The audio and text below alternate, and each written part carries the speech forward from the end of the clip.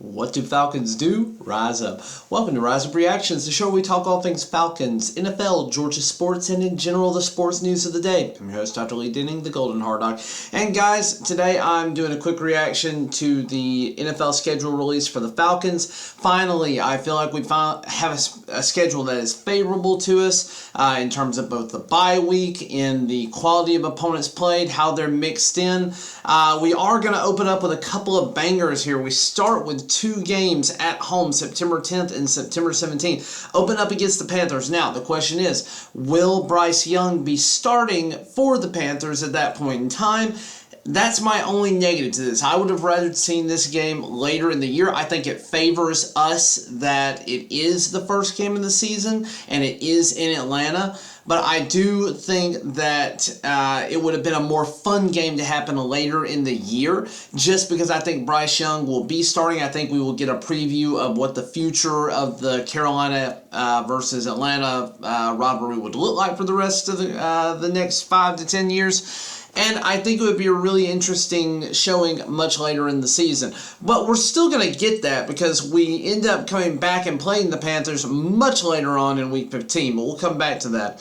Then we have the Packers, which will also be a Jordan Love-led team. They still have a pretty good amount of solid players on defense. Just on paper, I would probably say the defenses are pretty comparable between the Falcons and the Packers, or at least what the Falcons have added and what the Packers were last year. The Packers, I think, have a higher floor and maybe about the same ceiling that the Falcons do, so I do give them a little bit of an edge there. It will be an incredibly tough game. Shout out to Tom Grossi if you want to go to this game. I am a season ticket holder. Would love to host you down here. But anyways, moving on. Then we go and we play at the Lions. So this is our first away game. It is also a game that I don't know if we can win. I think the Lions are an incredibly interesting team. I think they are going to have a lot of the same pieces and a lot of the same momentum that they had at the end of last season going into this year. Just looking at it, I don't know that it's one that we win, but it's one that I think we could definitely compete at. The Lions are no longer the pushover that they once upon a time were. They are probably going to be a playoff team this year. So that's going to be one of our first really big games outside of the Packers. So right there we have the Panthers, the Packers, the Lions. And then this is probably my least favorite pick of the entire schedule. I don't mind that we play the Jaguars. I think that's fine. And I don't mind that we play an international game at London, whether it be, we're going to be at Wembley, whether it was at Wembley, Tottenham, whether it was in Frankfurt, Germany. Doesn't really matter. We got selected. It is part of the game. We just have to get over that. My problem is the opponent. The Jaguars are geographically like the second closest team or third closest team to the Falcons. It is one of the major cities that is closest to one of Georgia's major cities in Savannah, which has a lot of Falcons fans who don't get a chance to make it 4 hours up the road to Atlanta to see a game, but can make it a 1.5 hour ride down the road to Jacksonville to catch them playing in TIAA Bank Stadium. Now, the Jaguars are also about to undergo a stadium renovation, which, as a Georgia fan, I'm aware of because they're talking about not playing the UGA Florida game for the next, for 2 years from 2024 and 2025, having us go back and forth to each other's actual home stadiums, while TIAA Bank gets an overhaul of about, I think it's a $175 million overhaul in an attempt to try and keep the Jaguars there. Now, that's going to disrupt the Jaguars' season as well, so even if we end up playing the Jaguars again by some random stretch of the schedule, we still would not necessarily get a chance to play them there. It might be in Atlanta, but there's a chance that for at least a few years we won't have an opportunity for our Southern fans to get to go to a Jaguars game to watch our Falcons play. So I have a problem with opponent here. There are plenty of Falcons fans overseas. If you go to our message boards, you will see that there are a ton of people who are super excited about this from London, Germany, France. There are a lot of Falcons fans that have been excited about the fact that they're going to get to travel to see their team play. And I think that's wonderful. I think the Jaguars are also the team that may ultimately move over to London if they don't create their own brand new division for NFL Europe and NFL South America and Central America.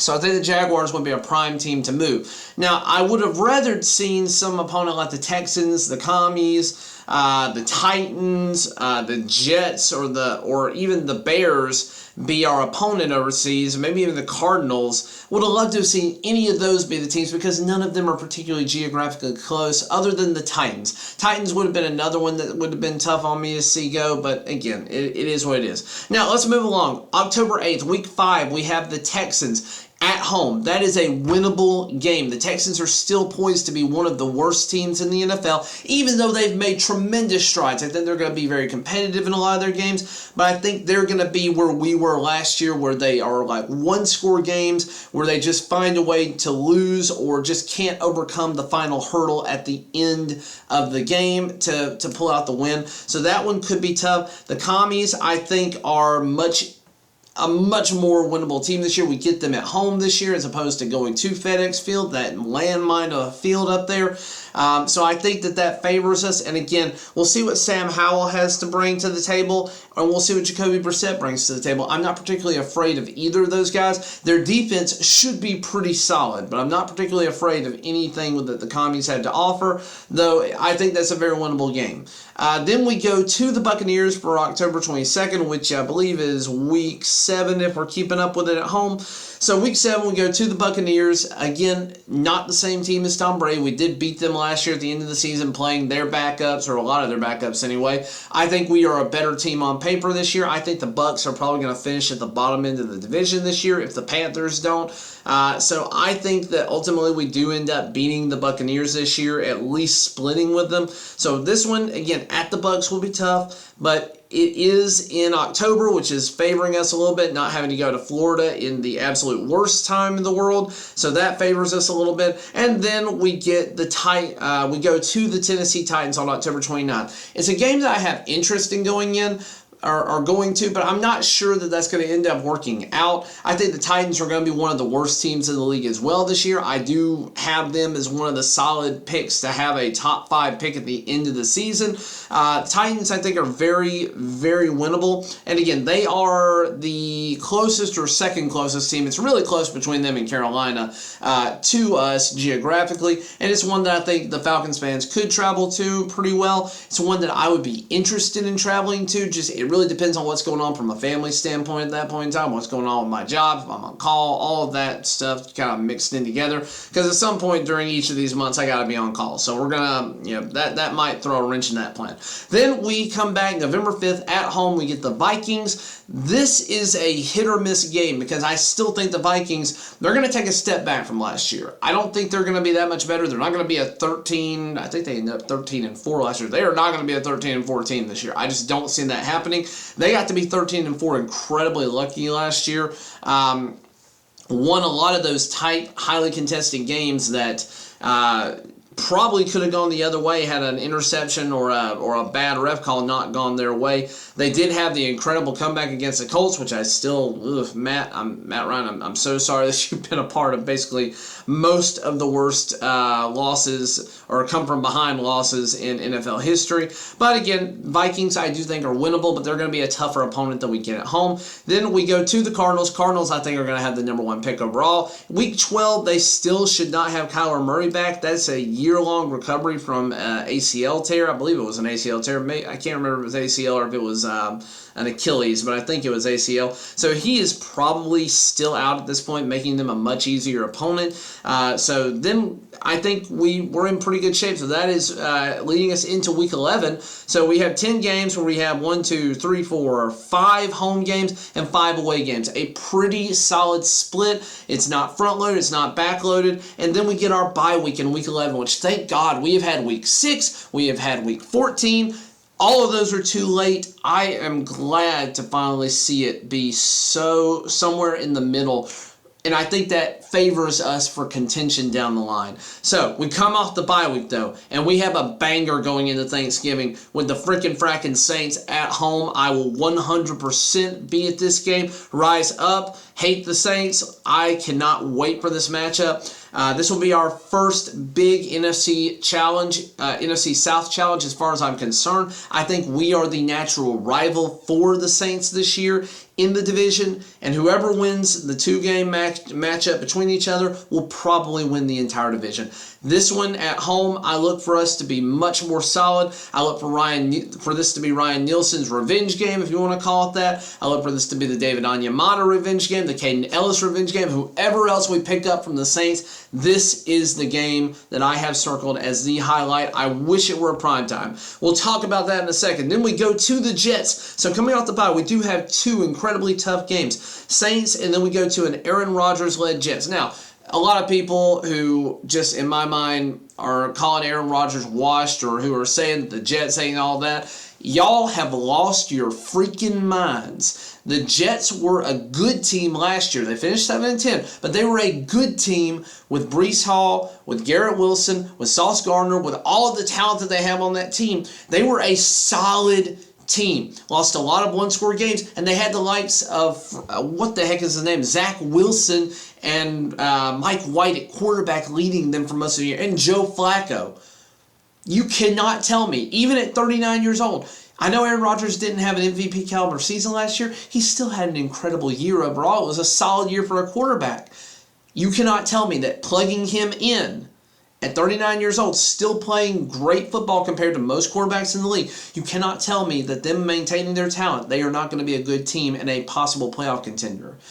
It is incredibly bad faith to say that about Aaron Rodgers. It is incredibly foolish to say that about any team with a Hall of Fame quarterback, or at least future Hall of Fame quarterback on it. So that's something that Falcons fans and just fans in general got to calm the hell down on the rhetoric, because that is an absolutely bizarre and ridiculous take to think that the Jets are going to be a god-awful team this coming year. They were god-awful at the quarterback position last year. It's hard to get worse. So with a little bit better quarterback play, they were 2 to 3 wins better. They got great potential quarterback play. I think they're 4 to 5 wins better than they were last year.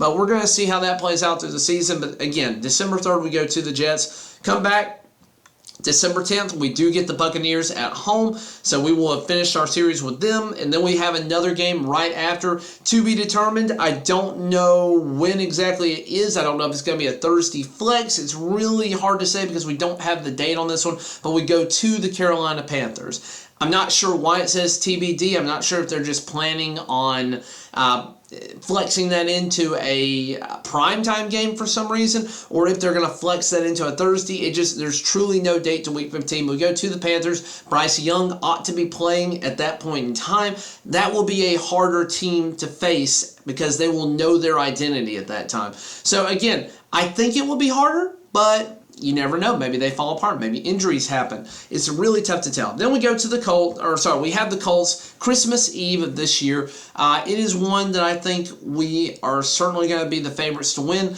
We are playing some of the teams that I think are bottom 5 this year. Looking at our schedule, Colts are a team that I would predict to potentially have a top 10 pick this year. Going down the list of what we've already been, the Cardinals, I predict to have a top 10 pick. The Titans, I predict to have a top 10 pick. Commies and Texans, both are probably going to have a top 10 pick. And ideally, the Panthers are probably still going to have a top 10 pick. That would be ideal. I don't know that it actually happened. And then the Bears, I think the Bears are, we go to the Bears on New Year's Eve. I think they're going to be a much more competitive team overall. Definitely a team that I would be interested in watching this year, or a team that I think could end up being a competitor for their division with all of the talent that they just brought onto it. Again, it depends on what happens with Justin Fields. If he takes a massive step forward, having DJ Moore there is not going to hurt. It's going to be incredibly painful to have to still play DJ Moore even though he's not in the division anymore. So that one I think is probably going to favor us, but could go either way. And then we come back and we go to the Saints for our last game of the season. We had last year where we were the home team at the end of the year, and it's kind of gone back and forth. I feel like forever we were playing the Buccaneers like the last game of every single season for like 3 or 4 years there. But we had, I believe it was the Tampa Bay Buccaneers at home last year. We're going to go to the Saints this year. Again, I can't say any more about the Saints than I've already said. They're probably going to be a solid football team. I don't think anybody from the NFC South is making a deep playoff push. If anybody was going to do it, I would think the Falcons are the dark horse to potentially do that. I don't think the Saints have the talent or the cap space to really be a solid team going forward. I think this is going to be kind of their peak, and they teeter off after this. But again, that's just my thoughts on it. So, in looking at our schedule, I am just going to quickly go through this. I think it's a win. I think it may be 2 losses. I think 2 wins, 2 losses, 2 more wins. So we're at 4-2, 5, 6. I think we could be 6-2 going into week 9. I'm going to call us 7-3 going into the bye week. And then we come back, play the Saints, the Jets, the Buccaneers. I'm going to say we win 2 out of those 3. Or actually, if we include the Panthers, I'm going to go 2-2 throughout the entire stretch. So we'd be looking at 9-5, 10-5 after the Colts, and then probably split between the Bears and the Saints again. So I'm going to go with us finishing as an 11-6 team this year on the high end. Some of those games I could easily see going the other way, and we could just as easily finish about 8-9 this year. But I do think we win more games than we did last year. This is as easy of a schedule as we are ever going to get.